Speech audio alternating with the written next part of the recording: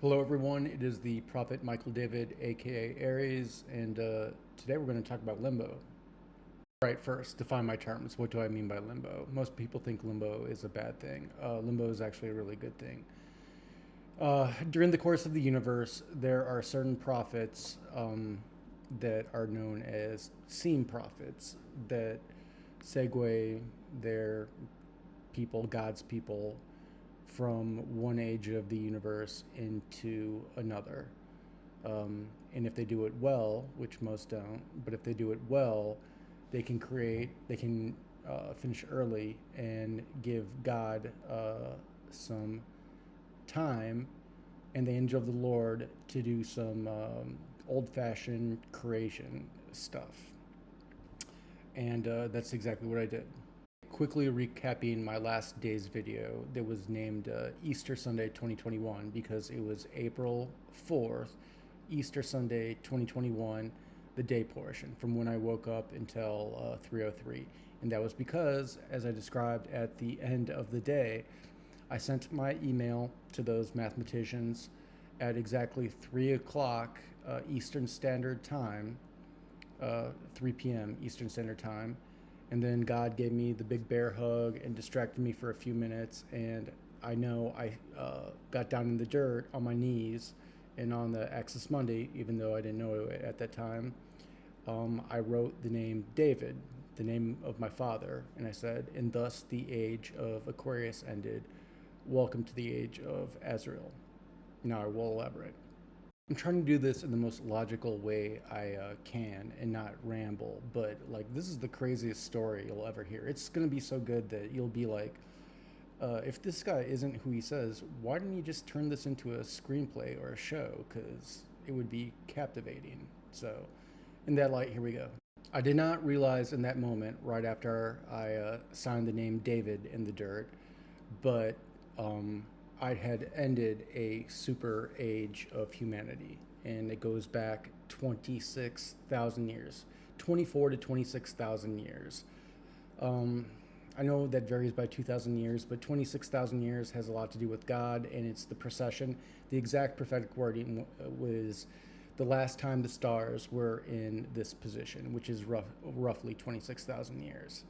So all Abrahamic religions are, they think they're old, but they're not compared to beings like me. The other thing I realized is that because I decided not to send out the email at 12, which I always did any other time I sent out emails, I decided to send it at 3 because that was my number.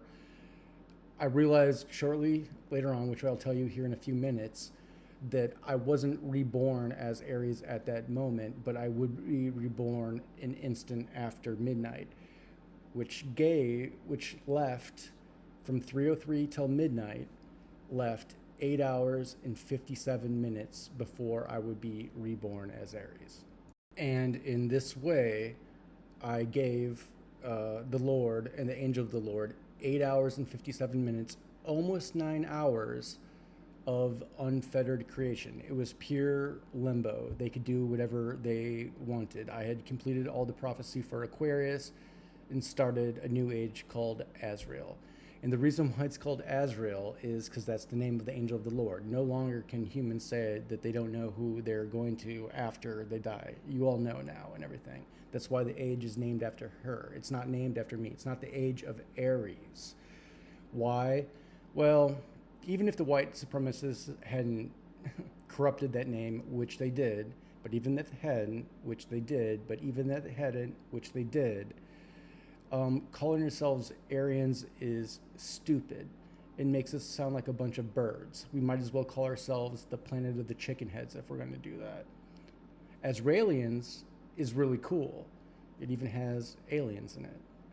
And now some of you are thinking, wait a minute, Aquarians, Aqua Aryans, thank you very much. The defense rests. You made my point for me. So that being said, real quick, it leaves some interesting conundrums about current humanity. Almost all of us, including myself, the Prophet Michael David, are Aquarians. We were born in the age of the 26,000 year age of Aquarius.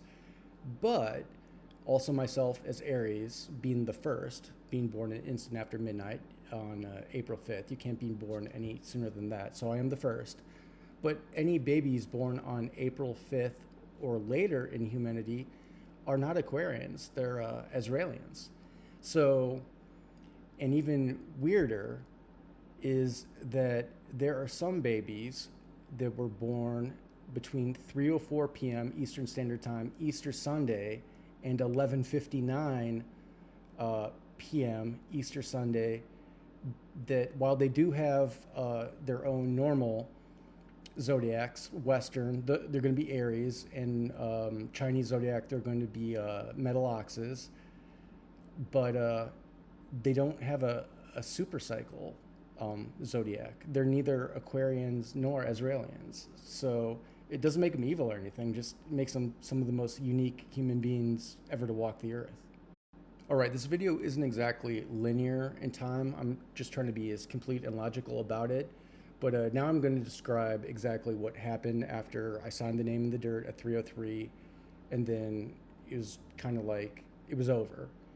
And after I went up and had a smoke on my deck and went back down and started looking on my computer, YouTube, I started having these prophetic visions, and like all the stuff on YouTube that night was really, really important and all had to do with that night.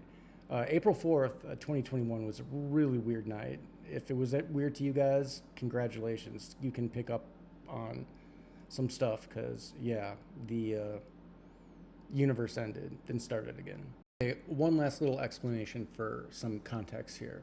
All the stories I've told you about the days actually happened to me. That's why I've tried to present to you evidence, mathematical stuff and otherwise. But in reality, it was just 36 days where there was lightning flashing through the mind of a 42-year-old for 20 hours a day. I sweated profusely. I smoked more weed than any person should smoke. But now we're going to get into how God explained to me what happened. And I can talk to her, but she also talks to me through metaphor and music, and that, as I am prophesied to speak to you guys through music, but not my music. I'm not a very good musician. I can speak to you through other muses. And like I said before, not everybody's prophets, but there are a lot of people that are connected to the Akashic Library in their own way. Music is defined as the language of the God. That's why they call music is made by muses of God. And so in that context, this is more metaphorical. So how God explained it to me and how I explain it to you and will in the future. So you got to segregate between the physical things that actually happened to me and the prophetic visions, and then my prophecies. There are physical things I can prove through some evidence, but then a lot of the stuff you have to take on faith. All right, so here comes the story, finally. All right, so after I got done chain smoking a couple of cigarettes on my deck, and I went back downstairs into my man cave and got in front of my computer, the first thing that Gaia threw in front of me was the entire album of the first CD that I ever bought. I grew up in the northwest suburbs of Chicago, and I lived in a town called Addison, and I remember buying the CD at the Best Buy on Lake Street in 1994 with my brother, and that CD is Offspring Smash. And this is the OG CD from 1994. I know I looked that there's some holographics or whatever, and I don't know if you guys can actually read it. Maybe not. Anyway, otherwise you'll have to just take my word for it that it's from 1994. But it's a very famous album, even to this day. There's a lot of comments on it. But the first thing I did was listen through the entire album like I'd had before, but not for years and years. And I just kind of looked at God and I said, it's like exactly a story of what I've gone through the last 36 days. And she was like, yeah. But then I said, But these 6 songs, and I picked them out instantly, are like the last 4 days. And she said, yeah. And that's when I got a prophetic vision about arguing with her like 10 days earlier. The argument I had with her was that even though she had more confidence than me than she did before the Ides of March, she still had some lagging doubts about whether I could actually do it. And I said, well, then just let me do it my own way and everything. Because I felt like she was like riding me like a pony with the reins all back up and everything. And in that moment, I remember telling her, you can't ride me like that. I'm not that kind of horse. And yes, I identify with my Chinese zodiac more than a horse more than a bull, at least in that time in my life. I'm like, I'm not that kind of horse. I'm not like a pony that you can ride at the county fair and everything.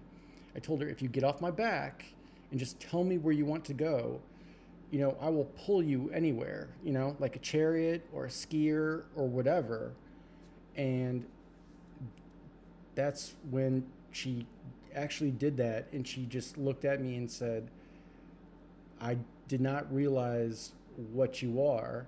And then she showed me the where we were going, and it was the Great Pyramid, Khufu's pyramid in Egypt. I'm like, oh, that makes sense, because I hated Pharaoh back then. It's not even the right Pharaoh. It's not even the Pharaoh from Genesis, because that's probably Ramses. It's Khufu. And I hated him so much. I'm like, all right, that makes sense. And then she said something like, I'm sorry, Michael, you just don't have enough time to get there or complete it. And like, I didn't even hesitate. This way can be described a lot. I could do a dissertation on this one moment, but in the end, in the purest way, I said, yeah, I can do it. Watch this. And then I just took off. And so these 6 songs from Offspring Smash album that I'm about to post are the 6 songs that I instantly picked out that were, I call them the 6 legs of Armageddon, the last 6 songs of Aquarius. And yeah, like I said, it's a metaphorical, but a prophetically metaphorical description of the insanity of those last 4 days. So those 6 days, 6 songs represent basically the last 4 days, from April Fool's Day until Easter Sunday, April 4th. And here they are.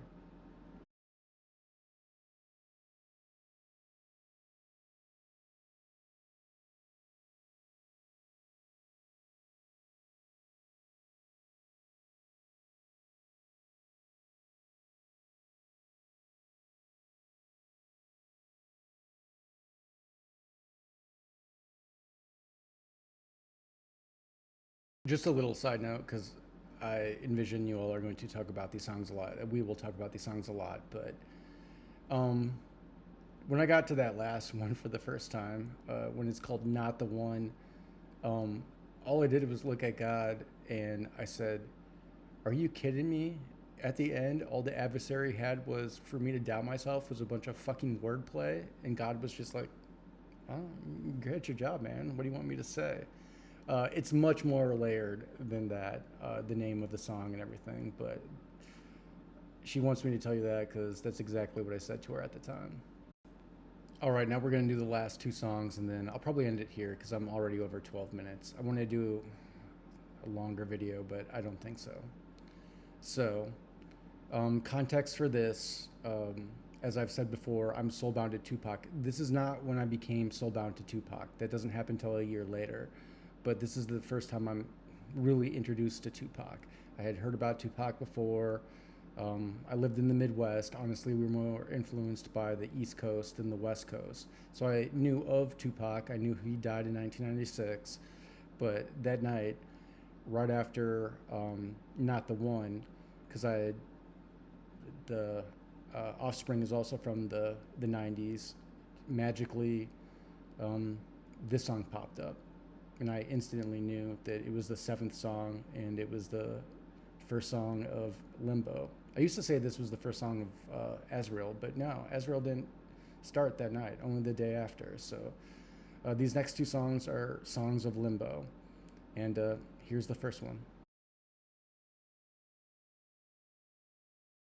Breathe In seems like a pretty gangsta track, but at the time, you got to remember, I just like crushed through the finish line in record time, thus pleasing God, and like I was manic as all hell. My heart was beating probably 150 beats per minute, lightning still flashing through my mind, and that song was more to calm me down. Like, Michael, we won, calm down. Please don't have a heart attack right now. And you got to remember, prophetically, like prophetic vision wise, like I'm on top of Khufu's tower because it has a flat top, right? The Great Pyramid of Giza has a flat top, just like pacing around God, Gaia, just like fire snoring out of it. And she's just like, Michael, calm down, calm down. And that's when she first was like trying to explain to me what happened, and she told me about my reincarnation Elizabeth, which I'll talk about it later because it's its own segment. But yeah, that song was basically to calm me down, and I remember being exhausted and watching, looking east and watching this sunset. Although I thought it was setting, it was actually sunrise, and it had this really pretty green like tiara on top of the sun's head, and I didn't understood what it mean. Again, I'll talk to you guys about this later, um, but in that moment, after I had calmed down and everything, um, I'd realized that the last song of Offspring was kind of like a spell, and I looked over at God, and like I kind of, not kind of, I saw her in her true form, which I'll describe it two different ways. One, she just was this giant tree, green tree with like gold leaves, but she was like enormous, infinitely tall. And I just remember standing there, oh my God. I'm pretty sure that's what I said. And in the other way, for any of you physicists out there, it was kind of like looking at a supermassive black hole that was spinning right on the limit. And you physicists will know what I'm talking about, where somehow it absorbs a spinning object, and for just for a second, the inner horizon meets the outer horizon, and the horizons disappear, and I'm looking at a naked singularity, something that no being should ever be able to see. That's kind of how that experience was, seeing her in her not true form, but the truest form that any human is going to be able to see her in. And I could just feel God's love, and I knew she was proud of me. And I remember just sitting there exhausted, and her like peeling off my horseshoes and everything and telling me that she was so proud of me, but I could never do that again. I could never pull that hard from the Akashic library and just risk like aneurysms every single day. And I promised her that I would never pull that hard from the Akashic library ever again, nor have I. I've had some pretty intense days, but never like those days.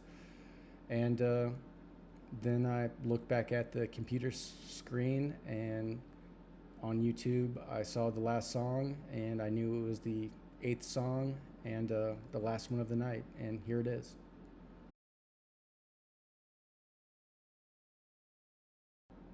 All right, I'm gonna leave that last one for the symbolism for you guys to figure it out. I'll probably comment it on my next video, but there's still more to talk about. But this video is already almost 20 minutes long, so I'm gonna end it here. As always, the rules. Rule number one, do not touch each other without another person's consent, aka do not hurt each other. And rule number two, try not to lie. And I'll talk to you all later.